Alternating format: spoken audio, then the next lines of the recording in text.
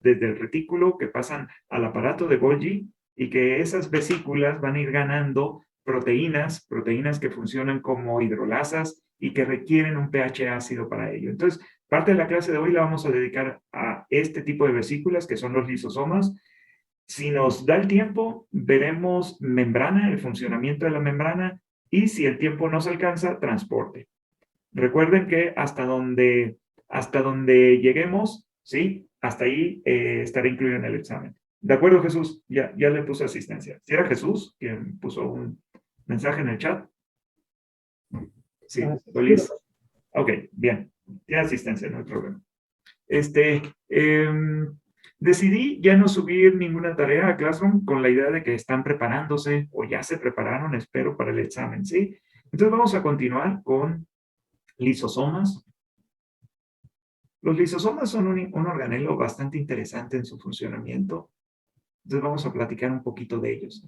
¿Recuerdan cómo se podían obtener los lisosomas? Justo es lo que les estaba comentando. ¿Recuerdan la clase pasada que veíamos que la célula, aquí estaba su núcleo, el retículo endoplasmático? Entonces comentábamos que había proteínas que pasaban al aparato de Golgi a través de vesículas y generaban la red cis del aparato del Golgi, y luego estaba la cara cis, la cara media, la cara trans, y luego había una red trans que eran también vesículas. Entonces las proteínas que van a estas vesículas podían tener una vía de salida de exocitosis regulada por receptores, o había una vía también de exocitosis no regulada porque era una vía constitutiva de proteínas que requiere todo el tiempo la célula. Entonces era una forma en la que las vesículas y su contenido podían salir de la célula. Pero también comentamos que dentro de estas vesículas había un sistema para quedarse con proteínas que tuvieran una característica muy particular para poder estar dentro de las vesículas que forman los lisosomas. ¿Qué tenían estas proteínas para quedar dentro de este sistema vesicular que son los lisosomas? ¿Qué había en estas proteínas? Recuérdenme. Manosas fosfórilas. Manosa 6-fosfato. Adelante, Sebastián. Otra vez, por favor. Un receptor manosa 6-fosfato. Ok, entonces de estas vesículas, si le hiciéramos un acercamiento a estas vesículas, veríamos que en este proceso de vesiculación lo que hay en ellas son receptores para proteínas que tengan dentro de su estructura. Esta proteína tiene residuos de manosa, o sea, un carbohidrato, pero no solamente es manosa, sino que esta manosa está fosforilada. ¿Se acuerdan cómo era el proceso para fosforilar estas manosas? Porque no hay una enzima que las fosforile directamente, sino requiere que primero haya otro carbohidrato. Sí, adelante, Alisa. Según yo, se tiene que agregar N-acetilglucosamina fosforilada Ok. a la manosa, y después una N-acetil, ¿cómo se dice? Las que quitan. Bueno, quita ese N-acetil y nada más deja el grupo fosfato.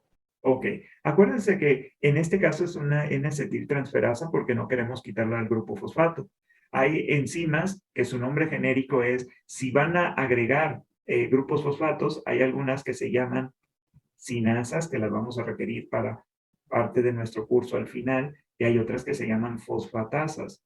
Pero ambas, estas dos, su trabajo, fosfatasas, su trabajo es poner, en el caso de las sinasas, o quitar grupos fosfatos en el caso de las fosfatasas. Pero como decía Alison, en este caso la fosforilación de los carbohidratos de manosa que tiene estas proteínas que van a quedar en los lisosomas, su fosforilación no es directa, sino que primero se fosforilan residuos de N-acetilglucosamina ya fosforilados. Ahora sí pueden, una enzima que es una transferasa, puede unir este N-acetilglucosamina fosforilado con los residuos de manosa, y posteriormente otra enzima se encarga de eliminar a la N-acetilglucosamina, quedando la manosa fosforilada. Esa manosa fosforilada, dos carbohidratos de manosa fosforilados, son los que van a reconocer justo dentro de estas vesículas las proteínas, ¿sí? Estos receptores van a reconocer a estas proteínas fosforiladas. Así se va a formar un lisosoma. Entonces, justo eso es lo que comentábamos en la clase pasada, si recuerdan. Para formar un lisosoma, aquí está la parte posterior, la cara trans del aparato de Golgi. Aquí están los receptores de manosa 6-fosfato, las proteínas que están aquí en color naranja o rojo, estas proteínas tienen residuos de manosa fosforilados, por eso permanecen unidas a los receptores. Aquí se va a dar un proceso de formación vesicular. Las vesículas, acuérdense que siempre que sean para la salida del trans o la internalización en la endocitosis, siempre las vesículas van recubiertas de clatrina, porque ya quedamos que COP1 y COP2 son para el transporte del aparato de Golgi al retículo y del retículo al aparato de Golgi, pero no del aparato de Golgi a la formación de vesículas en su cara trans. Ahí necesitamos recubrirlas de una proteína que es clatrina, tanto para formar vesículas nuevas en la endocitosis, como una vez que las vesículas se formaron en la cara trans. Estas estructuras, una vez que ya quedan unidas, ¿sí?, a la vesícula, es cuando vamos a tener un lisosoma, pero un lisosoma que todavía no es funcional. Sí tiene las proteínas en su interior, estas serían enzimas lisosomales. Aquí está el receptor y va recubierto de clatrina. Sí están aquí las enzimas lisosomales, pero el lisosoma todavía no es funcional. Tiene que madurar para adquirir las características propias de degradación de componentes de la célula. ¿Cómo le va a hacer? ¿Se acuerdan que en la clase pasada lo que decíamos es que estas proteínas que van a quedar dentro de los lisosomas, lo que van a tener son estos dos residuos, ya los explicaba Alison, de proteínas que su trabajo son ser transferasas, en este caso fosfotransferasas, N-acetilfosfotransferasa. Lo que va a hacer es unir esta N-acetilglucosamina a residuos de manosa. Dos residuos, aquí están. Después otra proteína que es una glucosidasa, porque su trabajo va a ser quitar a este residuo de N-acetilglucosamina, libera la glucosamina quedando los residuos de manosa fosforilados. Así es como estas proteínas formarán parte de estas estructuras vesiculares que son los lisosomas. ¿Qué características tienen los lisosomas? Bueno, los lisosomas tienen proteínas enzimáticas. Su trabajo es degradar, hidrolizar estructuras propias de la célula porque ya no funcionan, porque son organelos que su vida media ya pasó o fueron dañados. Entonces el lisosoma haría las veces de un estómago para la célula. Es como nuestro estómago. En nuestro estómago comemos alimentos, esos alimentos van a tener un proceso de degradación y cuando llegan al estómago, el pH ácido, junto con muchas enzimas, empiezan a jugar un papel clave en que las moléculas que lleguen ahí se puedan romper, algunas a tal grado que puedan ser absorbidas en el intestino. Entonces, los lisosomas, ¿qué hacen? Contienen enzimas que van a jugar un papel en la degradación de moléculas. ¿Cómo lo van a hacer? Pues entonces en los lisosomas lo que vamos a tener es una gran cantidad de proteínas que provienen desde el retículo, que pasan a la cara cis, y esas proteínas que van a llegar de la cara cis hasta la trans son marcadas, lo comentábamos, por residuos de fosfatos que vienen en N-acetilglucosamina, quedando manosas fosforiladas. Estas manosas fosforiladas son importantes porque van a ser la clave para que las proteínas queden dentro de las vesículas que formarán a los lisosomas, ¿sí? Eso era lo que venía en la imagen anterior. Entonces los lisosomas como tal son vesículas que tienen una membrana, que contienen enzimas hidrolíticas. Esas enzimas hidrolíticas, su trabajo va a ser ese, romper moléculas. Los lisosomas, ¿desde dónde provienen? Provienen desde, sus proteínas vienen desde el retículo, pasan al aparato de Golgi y a partir del aparato de Golgi se formarán estos lisosomas. Sin embargo, si ustedes recuerdan lo que ya hemos discutido en varias clases, es que también hay una internalización de vesículas. En un proceso de endocitosis, lo que está fuera de la célula se puede internalizar para que la célula se alimente, para ganar citoplasma, para incluso eliminar algunos organismos que podrían ser patógenos para las células. Entonces, una vez que se da el proceso de endocitosis, este endosoma puede unirse a un lisosoma para degradar su contenido. De eso se trata la clase de hoy. ¿Cómo funcionan estas estructuras celulares y cómo le hacen para que, teniendo proteínas que tienen una gran capacidad de hidrolizar, pues no acaben degradando la membrana de los lisosomas? Entonces, ¿cómo están conformados los lisosomas? Los lisosomas son estructuras pequeñitas. Estamos hablando de estructuras de tamaño nanomolares, o sea, son estructuras pequeñitas y hay un número considerable de lisosomas, sobre todo en las células que tienen una gran actividad y que hay que degradar componentes que se van generando. Entonces, ¿qué pueden degradar los lisosomas? Pueden degradar proteínas a través de proteasas, ácidos nucleicos a través de nucleasas, lípidos a través de lipasas, grupos fosfatos a través de fosfatasas. O sea, los lisosomas tienen capacidad de degradar todas las biomoléculas que hemos visto. Entonces, los lisosomas como tal están constituidos por una membrana. Esta es su membrana.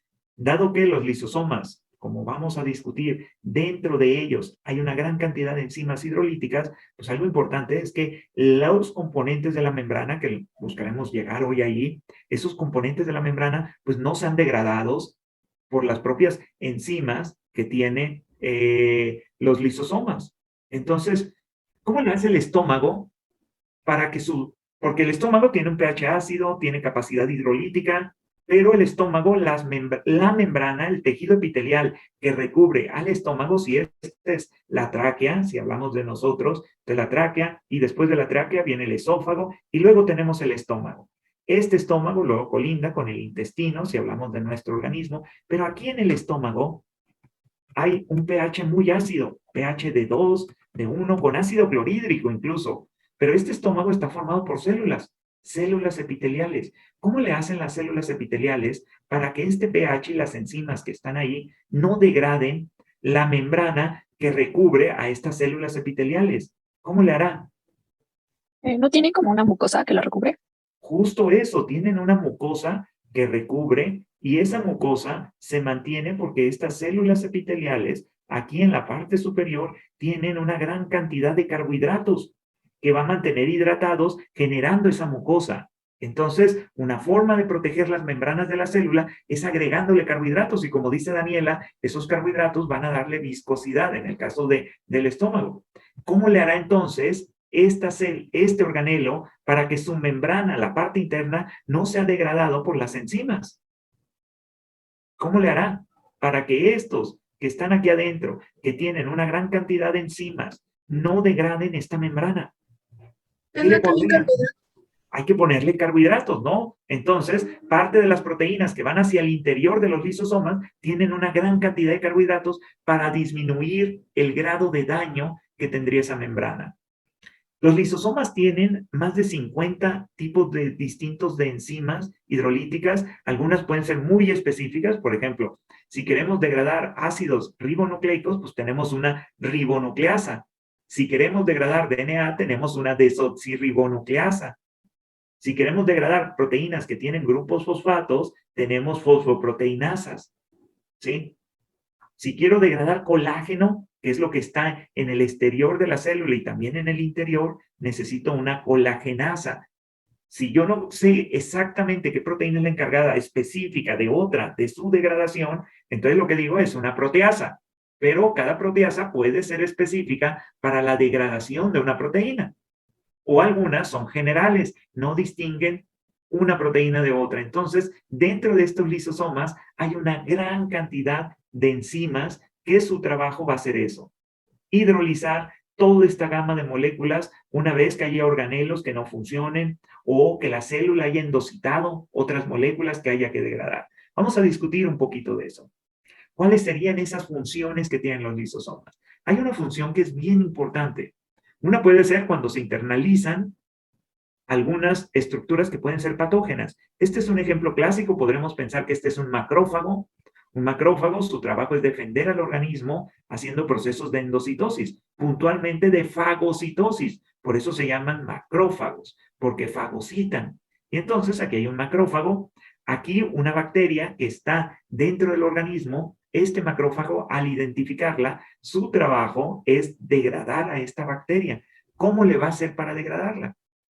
Lo primero que tiene que hacer es internalizar a esa bacteria. ¿Cómo la va a internalizar? Por un proceso de invaginación en una endocitosis, puntualmente fagocitosis. La bacteria está aquí, esta es la membrana citoplasmática de la célula, del macrófago, la va a rodear y una vez que la rodee, lo que va a tener es una vesícula. Esta vesícula, ¿cómo se llama esta vesícula? Por ser una fagocitosis, fagosoma. Es un fagosoma, porque ya está dentro. Pero este fagosoma no significa que la bacteria está degradada o está hidrolizado sus componentes. Lo único que significa es que la bacteria está dentro. Sí, Sebastián.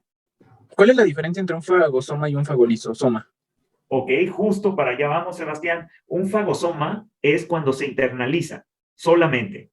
Pero para poder degradar a esta bacteria, lo que necesitamos es que un lisosoma se una a esta estructura. Una vez que se una, este lisosoma más el fagosoma, ahora sí, Sebastián, lo que tenemos es un fagolisosoma, porque esta unión lo que va a hacer es que las enzimas hidrolíticas que están en el lisosoma sean las encargadas de degradar todos los componentes del fagosoma. Entonces, ¿cuándo es un fagolisosoma? Que es lo que pregunta Sebastián. Cuando se da esta unión, las membranas de estas estructuras se van a unir y ahora solo es una única estructura. Esto significaría que ahora esta bacteria ya está dentro de la estructura del lisosoma. Por lo tanto, las enzimas del lisosoma empezarán a degradar la pared celular, todos los componentes de la bacteria.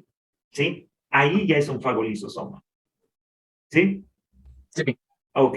Pero acuérdense que la entrada de moléculas no ocurre solamente a través de fagocitosis. Hay un transporte también masivo que se llama pinocitosis. ¿En qué consiste la pinocitosis a diferencia de la fagocitosis? La fagocitosis son de cuerpos extraños, bacterias, organismos, microorganismos que entraron a este sistema. En el caso de la pinocitosis, lo que se internaliza es el medio acuoso que conlleva un gran número de nutrientes. ¿Sí? Para que tengan una idea visual, ¿saben cómo se alimentan las ballenas? ¿Cómo se alimenta una ballena? ¿Tienen idea?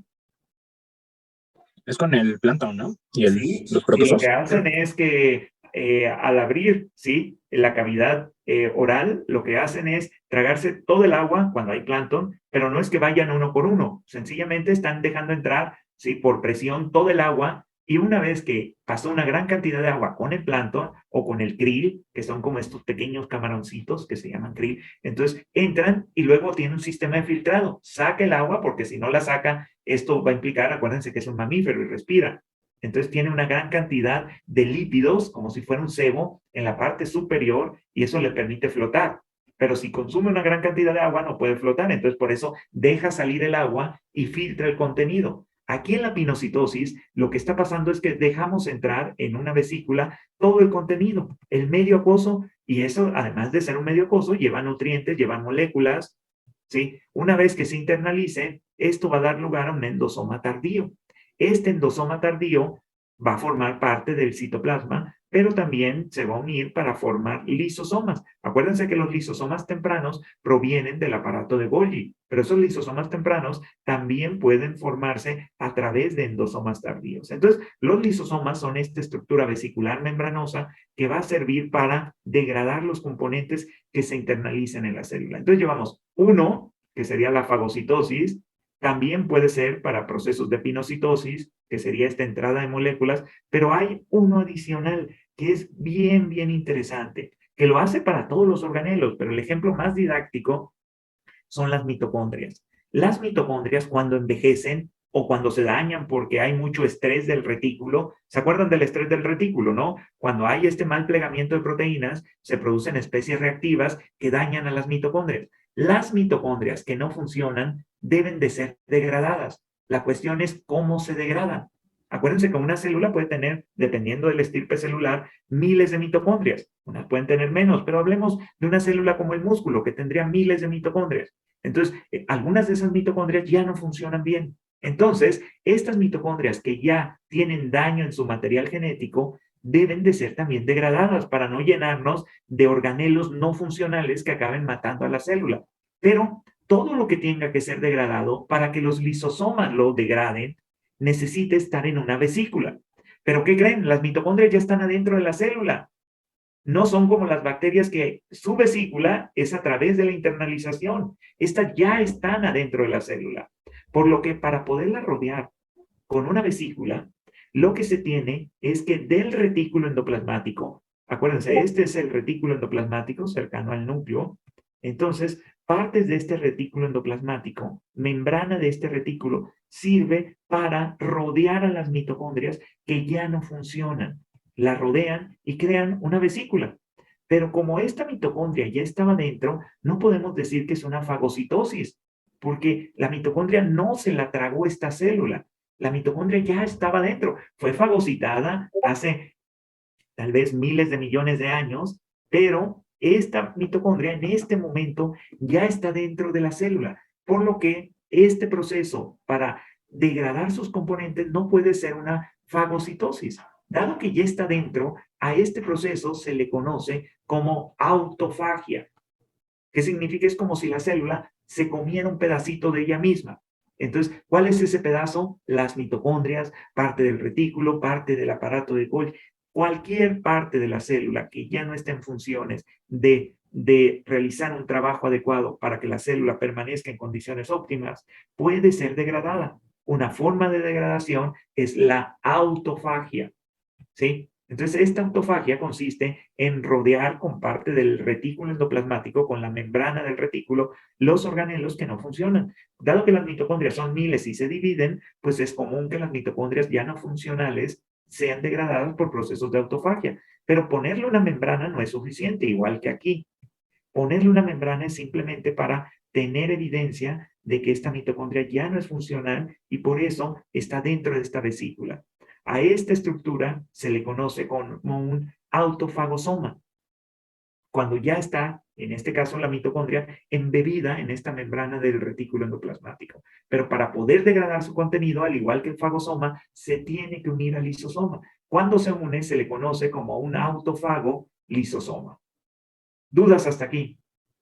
¿Podrían repetir la última parte sobre autofagosoma y Claro que sí. autofagolisosoma? Lisosoma, sí, los organelos como las mitocondrias que ya no funcionan por el estrés del retículo, por la producción de especies reactivas, van a ser reconocidos dado el daño de su material genético. Acuerdan que las mitocondrias tienen material genético, entonces son de los organelos que más degradación sufren porque se vuelven a generar, tienen división como tal. Hay una fisión que se da en estas mitocondrias. Entonces, cuando están dañadas, la membrana, parte de la membrana del retículo sirve para formar una vesícula. Cuando se forma esta vesícula se le conoce como un autofagosoma. ¿Por qué? Porque el proceso fue una autofagia. No es una fagocitosis porque estos organelos ya están dentro de la célula. Entonces es una autofagia. Vamos a degradar componentes que ya están dentro de la célula. Cuando se genera este proceso vesicular se le conoce como un autofago porque es un proceso como de se tragó algo, pero eso ya estaba dentro. Entonces es como si se estuviera comiendo una parte de la misma célula. Y se le llama autofagosoma porque está rodeado de esa membrana. Una vez que se va formando este sistema, para degradar el contenido mitocondrial se requiere de las enzimas que tienen los lisosomas y su pH. Al unirse este autofagosoma con los lisosomas, ahora esto se le conoce como autofagolisosoma. ¿Sí? Así como a este se le conoce como fagolisosoma. ¿Sí? Entonces, autofagolisosoma. Cuando se unen estas dos estructuras es cuando se inicia la degradación de las moléculas. Ok, pero, sí, adelante. ¿Tiene alguna duda? Sí, por favor. No entendí la parte de pinocitosis. Ok. La pinocitosis es un proceso de transporte que se da con estructuras no fijas, o sea, principalmente que entra a la célula, entra material disuelto en el medio acuoso. Entonces, lo que está entrando es agua con moléculas que sirven para alimentar a la célula. Entonces, es un proceso que no es específico. Son moléculas que van entrando. Entonces, a esto es un endosoma. Particularmente, acuérdense, toda la internalización a la célula es un proceso de endocitosis. Cuando se da de esta manera, por ejemplo, para las bacterias, sería una fagocitosis, ya que esto sí va a reconocer, hay receptores aquí que van a reconocer proteínas de las bacterias. En el caso de la pinocitosis, no está mediada por receptor, sino que eso es un medio acuoso que se internaliza y forma un endosoma. Estos endosomas tienen dos etapas, un endosoma temprano y endosomas tardíos. ¿Qué se ha visto? Que estos endosomas tardíos, al igual que los lisosomas tempranos, que provienen del aparato de Golgi, estos endosomas tardíos pueden también ganar proteínas cuando se unen con lisosomas. Y en algunas ocasiones lo que va a ocurrir es que al unirse con el lisosoma va a degradar su contenido. ¿Sí? Este contenido que lleva el endosoma, cuando se une con el lisosoma, degrada su contenido. Pero al unirse, vamos a tener una estructura más grande. Aquí no recibe un nombre en particular, sigue siendo un lisosoma. ¿Sí? No sé si expliqué a lo que usted se refería, Alison. Sí, gracias, profe. Ok, pero recuérdense que aquí hay una peculiaridad. Para que las proteínas, que son enzimas que están dentro del lisosoma, funcione, se requiere un pH ácido. que va entre 4 y 5. O sea, es un pH ácido el que tienen aquí. Pero el citoplasma no tiene un pH ácido, tiene un pH casi neutro. Entonces, ¿cómo le podemos hacer? Porque acuérdense que el contenido del lisosoma proviene del aparato de Golgi. El aparato de Golgi no tiene un pH ácido. ¿Qué necesitamos para acidificar el pH dentro de los lisosomas? Lo que requerimos es que los protones que están en el exterior, ¿sí? Estos protones que están en el interior, en el exterior, sean bombeados hacia el interior del lisosoma. Al entrar al lisosoma, estos protones, entonces el lisosoma va a empezar a ganar un pH ácido. La cuestión aquí es que adentro hay el mismo número de inicio de protones que afuera, porque el pH es muy parecido. Entonces, lo que queremos es ir, y aquí incluso se van a ir ganando protones. Entonces, aquí va a haber muchos más protones que afuera, muchos más. Y queremos que entren más para mantener un pH ácido.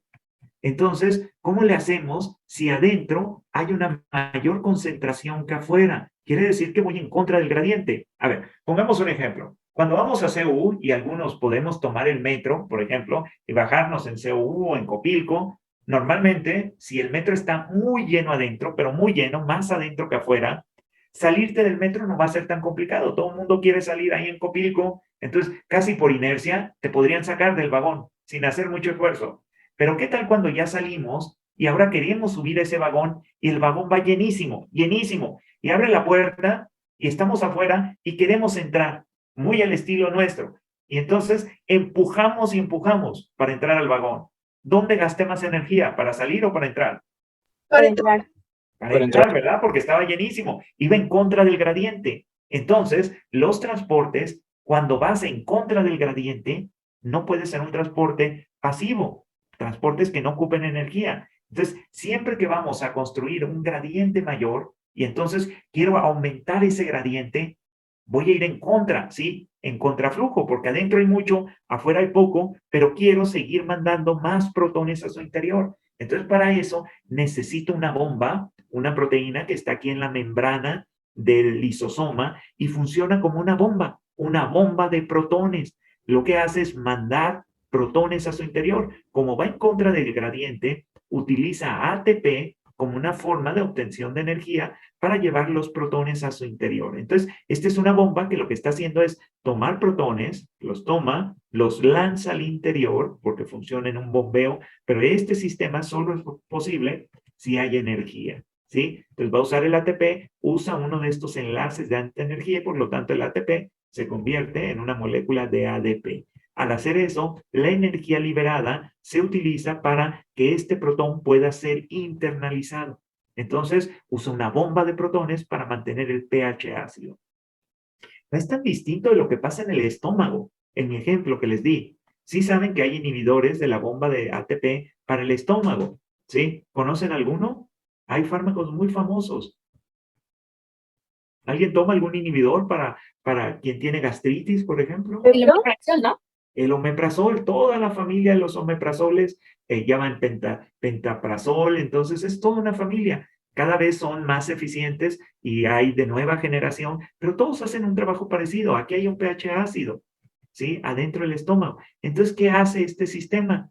Como aquí hay unas, ¿sí? Unas células que producen o acidifican el pH, lo que hacen es mandar protones hacia afuera. Entonces, el omeprazol es un inhibidor de esta bomba de protones en el estómago. Entonces, al inhibir el flujo de protones, que va a ocasionar que el pH ya no sea tan ácido y empiece a bajar, a subir, se empieza a volver un poco menos ácido y eso provoca que ya no sienta la persona este ardor en el estómago por la acidez que tiene el estómago. Entonces, funciona como un inhibidor del pH, muy parecido a lo que está haciendo los lisosomas. Aumentan su pH o lo vuelven más ácido, perdón, bombeando protones. Usando ese entendimiento de la célula, fue como se descubrió que las bombas de protones en el estómago eran un mecanismo eficiente para regular procesos, ¿sí?, de acidificación como la gastritis o úlceras en el estómago. Pero ojo, el uso constante de esos inhibidores provoca que el pH ya no sea tan ácido y puede ocasionar daños posteriores en el estómago y el intestino. Entonces, sí son buenos, pero a la larga su uso prolongado puede ocasionar daño al organismo, porque ese organismo requiere ese pH ácido para funcionar. ¿Sí? Sí, adelante, Sebastián. Entonces, bueno, como verificación, me estaba diciendo que el transporte activo es cuando va en contra del gradiente y por lo tanto necesitaría energía para poder introducir Así es. los protones. Si fuera un transporte pasivo, entonces iría Normalmente vas en a favor favor como del gradiente. Así es. Vamos a ver el transporte pasivo porque tenemos difusión facilitada, moléculas que pueden pasar, que son pequeñitas o sin carga, pueden atravesar membranas sin ayuda de nadie. Es un transporte por difusión simple, pero hay otros que requieren ayuda de proteínas. Pero ese transporte con ayuda de proteínas va a favor de un gradiente, entonces es un transporte a través de difusión facilitada. Una proteína facilitó el flujo o el paso, pero no usó energía. Y tenemos los transportes activos, ¿sí? O donde se requiere energía y puede ser una bomba o pueden ser canales en algunos casos, que se cierran o se abren dependiendo de si están fosforilados o no fosforilados. Entonces, cuando veamos la membrana, vamos a ver distintos tipos de transporte. Ahorita hablamos de un transporte macro, es como agarrar, en vez de tomar un Uber, toman el micro o el metro. Un transporte macro sería la fagocitosis, porque no es específico de una molécula, sino de todas estas células, como podrían ser las bacterias. Un transporte macro es la pinocitosis, porque no entra una sola molécula. Entonces, la endocitosis como tal es un macro transporte, pero hay transporte específico. Este es un transporte específico. Lo único que se está mediando es el flujo de protones. Entonces, este es un transporte muy fino. Hay veces que tenemos entrada de una molécula y se aprovecha la entrada para que otra salga. También lo vamos a discutir y vamos a diferenciar entre uno y otro, pero eso lo vamos a discutir cuando veamos la membrana. ¿Sí? ¿Sí, Sebastián?